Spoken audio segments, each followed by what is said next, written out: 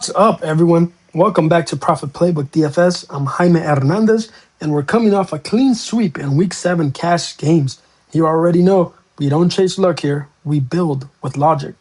This week, it's all about NFL Week 8, mainly cash games, and I've got you covered from top to bottom, from quarterbacks all the way to defenses you can trust, okay? Make sure to hit that like button, subscribe, and drop a comment with your favorite play of the week. Let's get this profit train rolling. And we're going to go ahead and start off at quarterback. There's a report there saying that Lamar Jackson wasn't. There's a chance that he might not be ready for this week, and instead might be ready for Week 9, right? But we're going with this like if he's going to play. So if he does play, the Ravens season, of course, they couldn't have started much worse, right? Just one win within their first 6 games, and of course, constant injuries on both sides of the ball. But after a much needed Week 7 bye, it looks like they're finally getting healthy and hoping that includes Lamar Jackson here, right? Who returned to full practice Friday, even though the report's saying that he ran the scout team there. But when Jackson's been healthy, he's been elite, right? Logging, as you can see there, 29.4, 26.3, and 27 DraftKings points in his 3 full games, you can say. And over that span, he led all quarterbacks in fantasy points per game. I've seen him drop from, as you can see there, right, 7,500 on his salary to 6,800. It makes it a massive discount if he's healthy and good to go. And we can expect elite production, especially for that price tag there. And Chicago's defense, of course, we know they haven't been the same this year. They rank 18th in pass defense. They've surrendered the 7th most fantasy points per game to quarterbacks and are giving up the 2nd highest yards per carry to quarterbacks. If Lamar's active, he's a smash play with both floor and ceiling upside, right? A cash game cornerstone at that $6,800 price tag there. And once again, if you've been listening to me for this whole year, we've been picking on Chicago's defense and the Dallas defense when it comes to quarterbacks. And, nothing's changed here. From Lamar Jackson, we can go ahead and go with Daniel Jones here. Jones has quietly become one of the most consistent value options on the slate, right? He's actually in the MVP conversation. He exceeded expectations in 5 of his 7 games, right? He's doing really well. He's posted 4 games over 20 fantasy points, right? As you can see there. And they play the Tennessee Titans here. They're double-digit favorites, I believe. In Week 3, he posted 15.8 fantasy points there at 5,400. If they're going to be up early, right, maybe they're not going to use him as much in the second half. But if they're up early, we're hoping that Daniel Jones has a lot to do with it when it comes to, scoring on the Tennessee Titans there. And at 6,100, I love Jones this week versus the Titans. Third, we will be going once again. Who do we pick on that I just mentioned on the Lamar Jackson little segment there? Is we pick on Chicago defense and the Dallas defense. So, of course, I have to include Bo Nix in there, right? As you can see there, he's had a 21.2, 29.7, and, of course, is coming off a massive 40-point fantasy game versus the New York Giants there. And when it comes to Dallas, I mean, they just literally bleed points to quarterbacks, right? They're ranked 30th in pass defense. Combine that with Dallas' explosive offense, forcing opponents into shootouts, and you get the perfect DFS setup, right? It's high volume, high scoring, and of course, high upside. And at 6,000, we love Bo Nix there.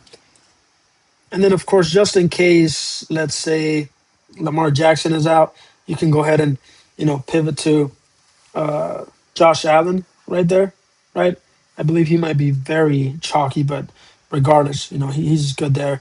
And then a value option you can go with would be Mr. Kirk Cousins, right? They're playing Miami, and he's getting the start here, over Michael Penix. So, Kirk Cousins at 40, what is he, 4,400. I mean, he doesn't have to do much, right? to get you there. You can even team him up with stack him up with Bijan Robinson, so you can get all the points in that Atlanta offense. My bad. So there you have it, right? We got Kirk Cousins, Bo Nix, Daniel Jones, and hopefully Lamar Jackson. So from here, let's go to our running backs. As you can see there, I already had two highlighted. We have Jonathan Taylor. I mean, he's just been on a tear lately. I mean, throughout the whole year, actually. And his salary might sting, right? 9,500 there. That's crazy. But fading Taylor right now is asking for pain, especially in cash games, right?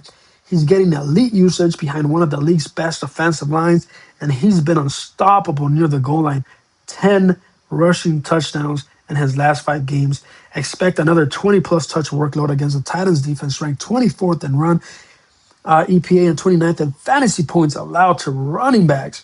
Pairing him with the Colts defense, which I'll talk a little bit about later when it comes to defenses, at home versus a rookie quarterback gives you a strong correlated play, right? And like I mentioned, you can also put Daniel Jones. I mean, no, that was for Bijan Robinson, but same thing. You can play him with Daniel Jones. And as we can see on week 3 here, where he torched the Tennessee Titans for his best game of the season so far. At that price tag, 9,500, I mean, in cash, I feel like got to pay up for Jonathan Taylor there. And then second, which you guys already saw there, is Bijan Robinson, right? Miami, I mean, they've been leaking yards all year to the running back positions, right? 3 touchdowns to Keyshawn Judkins there, 124 yards to Kamani Vidal, and 206 to Rico Dotto in back-to-back games to those 3 guys there. And Robinson, he's in a dream spot when it comes to that. He's way superior to those 3 running backs. He's added 6 receptions in 2 straight games, giving him both rushing and receiving upside, right? Considering the 700 discount compared to Jonathan Taylor, Bijan rates as a top-tier play and potential tournament pivot. But in cash games, I mean, I feel like you got to use both of them there. I mean, they're in a dream scenario, and especially if Tyler Algier misses, right? It might. I mean, he might just be that game, that slate breaker that you need to have in your lineups there with Bijan Robinson. And then from Bijan Robinson, we can go to, as you can see there, Bucky Irvin is still out. So we can go ahead and target Rachaad White, right? His workload is secure. You can see there. It wasn't a great game the last week, right? Versus Detroit. But he did outsnap Sean Tucker 63-6. And now he gets a Saints defense that just allowed 222 rushing yards to Chicago. Right? His 3-down role makes him one of the week's top mid-range value plays, especially in balanced builds. I mean, you can't, when it comes to that volume, it's elite. Everything that he's getting there, he's seeing the rush attempts, he's getting, a lot of play in the receiving game there. So Rachaad White, we love there. And then last but not least, especially if Lamar Jackson is in, we love Derrick Henry, right? Baltimore Ravens. He is coming off his second best game of the year when it comes to total yards there. And, when it comes to DraftKings, right, they're giving us Henry at 6,000. I mean, it's shocking. We were surprised with his salary last week, right? But his lowest tag of the season so far when it comes to that price there, man. Coming off 24 carries for 122 yards versus the Rams. Henry now faces a Bears front that's been shredded on the ground, like I just mentioned for White, right? They, like same thing, right? With that New Orleans Saints defense is pretty bad. Same thing with that Bears defense is pretty bad. That's why we're recommending Derrick Henry here. With Baltimore projected for 28 points, hoping Lamar Jackson is in and Henry likely to see a lot of red zone work. He's an easy click, in my opinion, right? 6,000. Man, that's crazy. That is crazy. Yes, he hasn't been a superstar like we've, been used to seeing, but still crazy. It's crazy here. And we love Derrick Henry right here. So that's what we have for running backs. We have Derrick Henry, Rachaad White, Bijan Robinson, and Jonathan Taylor there. Now let's go to our wide receivers. I have a few highlighted there. So let's go ahead and start with those, and then we'll move around a little bit. If Lamar Jackson is back, Zay Flowers is a no-brainer, right? You can go ahead and stack him up with Lamar, hoping he's back. Chicago secondary has been a great target all season, like I mentioned. You know, targeting that Chicago defense. And to me, if Lamar Jackson plays, this just screams ceiling performance from Zay Flowers there. Another possible 30 plus fantasy output from him, right? His route participation and explosive play potential make him an ideal stacking partner with Lamar. And gonna be, he's gonna be heavily owned by me as long as Lamar is back. So we got Zay Flowers there. Then we have Tez Johnson. We know that Emeka Egbuka will likely draw high ownership, but Johnson's emerging chemistry with Baker Mayfield over the last 2 weeks, I mean, that makes him a strong salary saver, right? And leverage pivot in tournaments. Look at that. 10.1 fantasy points, 11.5, even though it was one reception, 45 yards, but it was for a touchdown. And then four receptions on 9 targets for 15.8 fantasy points. And of course, unfortunately, Mike Evans is out. Unfortunately, like in a whole, but good for Tez Johnson, right, in this fantasy wide receiver here for a really good value. And from then, we're going to go to another value in Jalen Noel. Nico Collins has already been ruled out. So, he steps into a clear value role as the next man up in this offense. Of course, tight end's going to be, getting a lot of targets there, but expect this guy, Noel, to see expanded targets in what should be a pass heavy script versus that 49ers defense, right? As long as the 49ers can score there. And then we can go ahead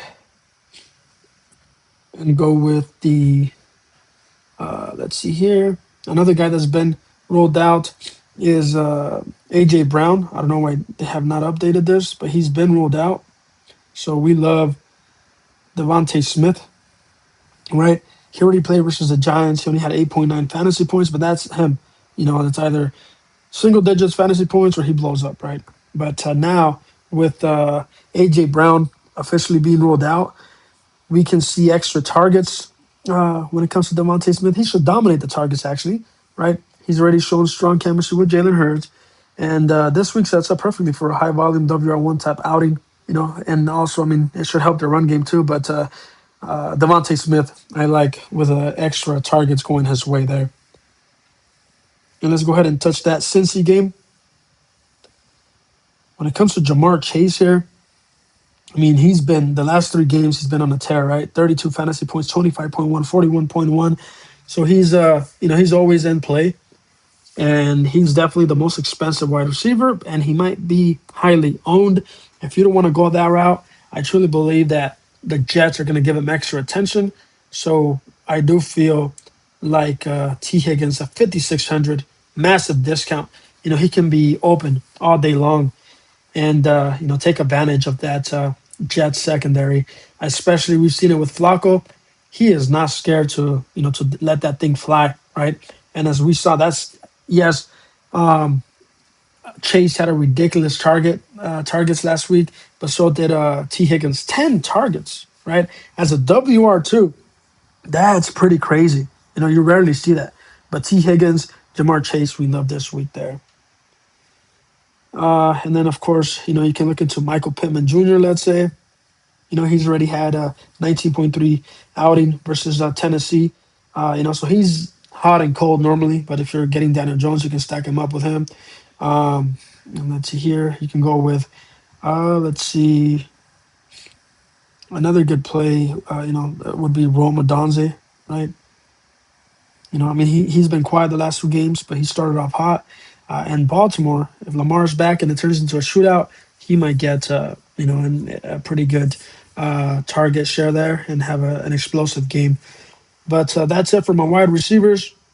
Let's go ahead and go to tight ends. As you can see there, I've already highlighted 2.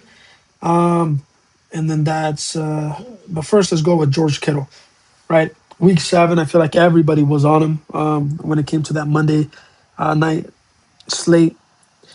And I was on him. Unfortunately, I was still able to cash, due to Jamar Gibbs. But anyways, he laid a goose egg, or Sunday night. I mean, it was, I had a Mon Sunday main slate with Monday lineup, but I had George Kittle, I believe, and he did a goose egg there.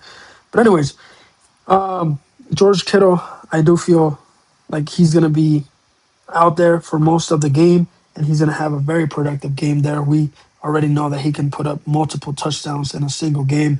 And George Kittle, I do like versus Houston here. And second, let's go with Dallas Goddard. I mean, we already saw he torched the Giants 29 fantasy points 2 weeks ago.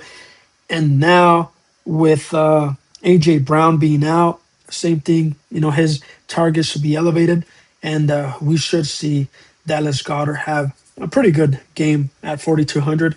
I mean, anything like 12 fantasy points plus should be good. But he's got that potential, like we see there, 29 fantasy points. So we have that potential for a blowout game there, right? And then here, let's go to, as you guys saw, let's go to Dalton Schultz. Same thing with him. Nico Collins is out. His price tag 3,300 is even better than Goddard's price tag, but he's got the same ceiling. He should, if he's getting like 10 plus targets, I mean, he should definitely pay off that salary with ease. And we love him. We love him. We loved him versus Seattle, and we love him here, right? Let's see here. And maybe someone else you can consider if he actually plays would be Mason Taylor. It looked like he had some pretty good chemistry with Tyrod Taylor starting. So if Tyrod Taylor starts and so does Taylor, he might be a good value as well. So Mason Taylor there. And then let's go with the defense. There's two defenses that I like, really. And that is the Colts defense, right? They've already gone off versus Tennessee with 15 fantasy points there. And that was away. So now coming home, if Daniel Jones and Jonathan Taylor can control that game early, we already know we're going to get that potential for interceptions and sacks there, and potential defensive touchdowns there. And my second defense that I do like is the Browns defense. Yes, the New England Patriots are pretty good, compared to the previous years after Brady left. And they're, of course, like I said, they're good, but that Browns defense is elite at 2,500. I feel like at worst they'll get you like five fantasy points in this game here. So I like the Browns defense at 2,500 there. They can get you sacks, interceptions, whatever the case might be. I feel like if New England blows them out or whatever the case is, they do have that potential for sacks and interceptions that can salvage the day there. And then when it comes to stacks, right? If Lamar Jackson plays, I mean, you can go with Lamar Jackson, Zay Flowers. You don't have to stack heavily there, but Zay Flowers, and you can bring it back with like, let's see here, Roma Donze or DJ Moore, whoever you might like there, right? Or you can go ahead and do Bo Nix. Oh, I didn't touch on Sutton, but Sutton, he's also one of my favorite. Well, I think I did touch on Sutton. Yeah, we did. Yeah, Sutton. He's one of my favorite plays at wide receiver this week. I don't even remember if we mentioned Sutton or not. But Bo Nix, right? Sutton, and you can go ahead and run it back with CeeDee Lamb there, or George Pickens, right? So there, and then last, I mean, if you want all the points in that indie game, you can go with Daniel Jones, Jonathan Taylor there, and Michael Pittman Jr. You can go ahead and do that. Boom. And then even that defense, like, you just if you really think they're going to dominate, boom, right? And, I would do something like that and then go with Schultz, boom. You still have Valley, right? Let's just build a lineup real quick here. Let's go ahead and get two Houston Texans on there.